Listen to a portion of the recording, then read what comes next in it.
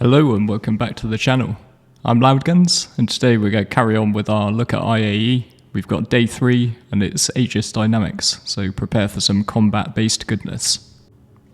The idea of doing this is just to make sure that people who don't have a chance to come and see the expo, and maybe people who are looking at Star Citizen considering whether or not to pick it up, can have a chance to take a look around the show floor. And as I mentioned yesterday, the irony is that I'm one of the people who can't look around the show floor since my computer's lack of RAM has let me down a little bit.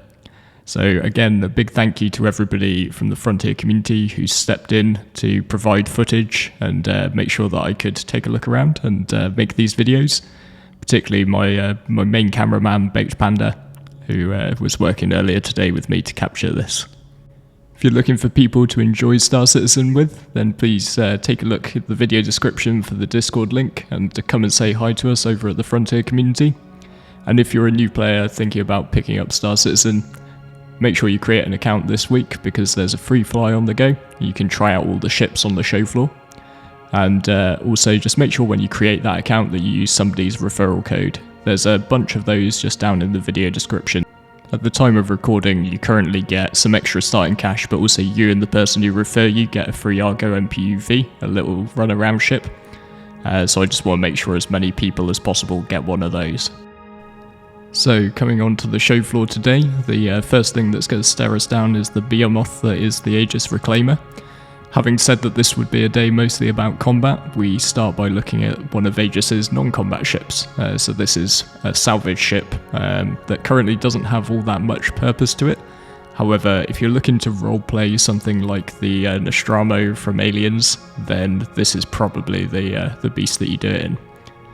That's flanked on both sides by two of the Aegis Sabres. So this is a single-seater medium fighter. As I mentioned on day 1 with Anvil, one thing which is really cool about the expo is that you've got a chance to take out ships which aren't usually available to buy in game. So stuff like this Sabre Comet, which has a different skin to the base Sabre and comes with 2 laser cannons and 2 scatterguns, as opposed to the Sabre's 4 laser repeater setup. That said, you might also want to consider the base Sabre, since I think the 4 laser repeaters is actually a more meta setup for PvE bounty hunting at the moment. And another really good use for these free rentals is to go and make yourself a bit of additional cash, particularly if you're starting out without too many ships in your hangar. Underneath the main hall you'll find the holo viewer where you can see some of the concept ships that haven't made their way into the verse yet.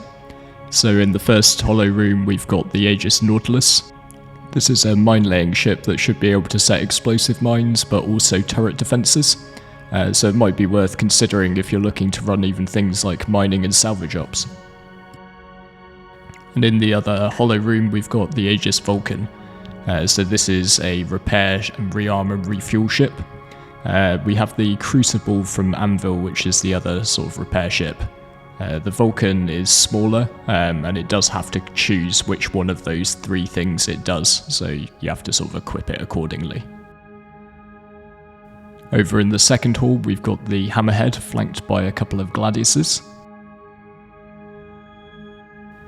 If you tried out the Anvil Arrow on the first day, it's probably worth taking a look at the Gladius here with the Aegis show, because this is basically the main competitor to that as a light fighter.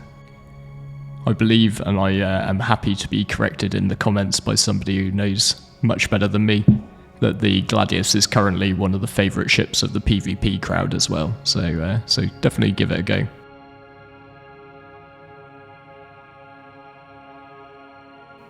And if you've got a group of mates that you play with, then consider taking out the Hammerhead, because at sort of 12 million credits in game, it's not cheap.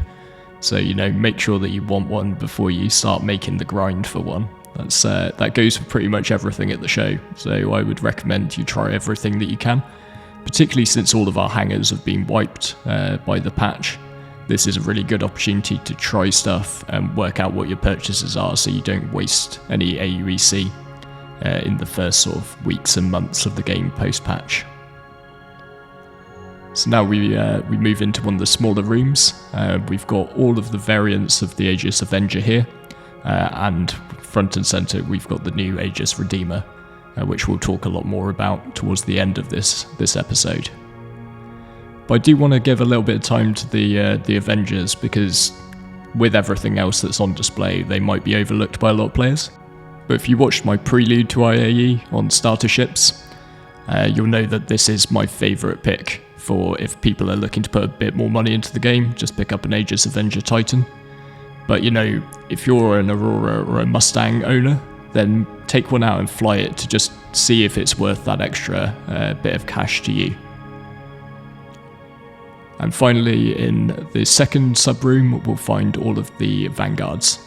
So we've got, from right to left, we've got the Vanguard Sentinel, the EMP version, we've got the Vanguard Warden, the base model in the middle.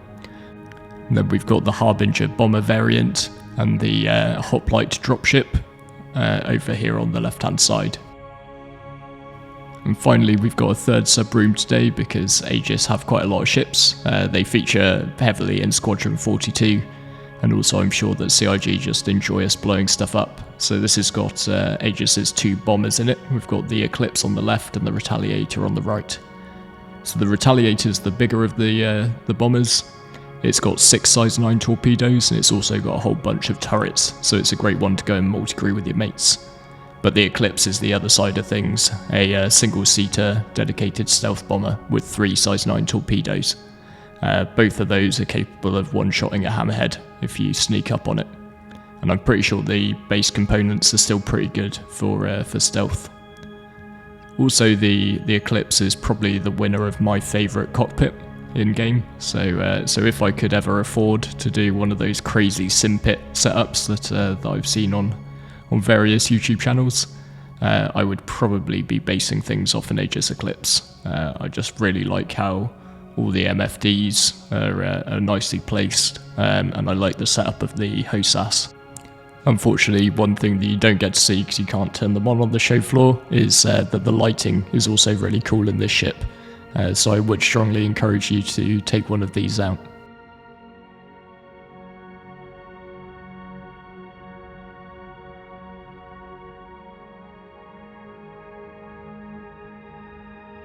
So today's ship of the day just had to be the Aegis Redeemer, since it's releasing with this 3.15.1 patch, and it is an absolute beast. Bristling with guns is an understatement about this ship. You've got 2 turrets which each have 2 size 5 guns on them. As stock, they're custom ballistic Gatling guns, but you can customize them as you wish. That said, they have a really decent amount of ammo for ballistic weapons, particularly since the changes that were made in 3.14. There are also 2 seats for remote turret gunners, so you've got 1 remote turret on the rear of the ship and 1 on the front. Both of those have 2 size 3 guns, and the one on the nose can be slaved to pilot control along with the pilot controlled double size 4s. So yeah, that is an awful lot of firepower. Also, the ship is no slouch when it comes to taking a hit or two. It's got 2 size 3 shields, so definitely not a glass cannon. And that is as much shielding as a hammerhead has in a fraction of the size comparatively. So I know a lot of the guys in the Discord who really like bounty hunting have really switched over to using a couple of these as opposed to using 1 hammerhead, and I can definitely see why.